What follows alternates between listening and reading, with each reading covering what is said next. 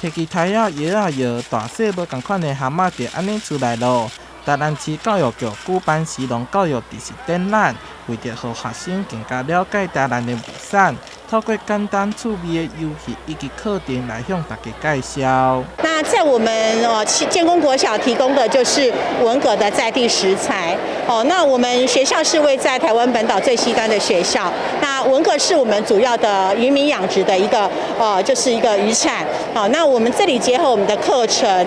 就是让孩子知道说，原来自己的七股有3种不一样的一个文革养殖方式。那透过这个课程，我们让孩子知道说，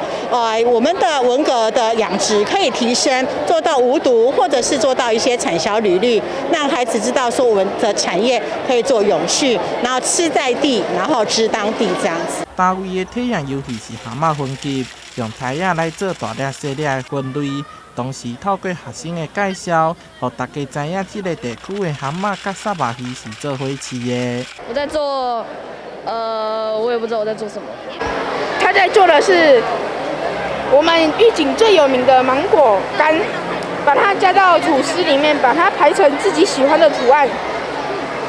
可以加这里桌上各种有的没的东西。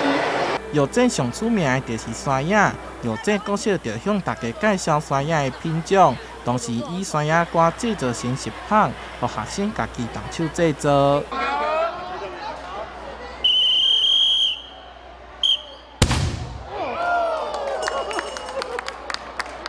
教育局持续推动食农教育，让学生知影为产地到产地的过程甲辛劳，将向当季实在地的力量向下扎根。台南新闻杨顺怀采访报道。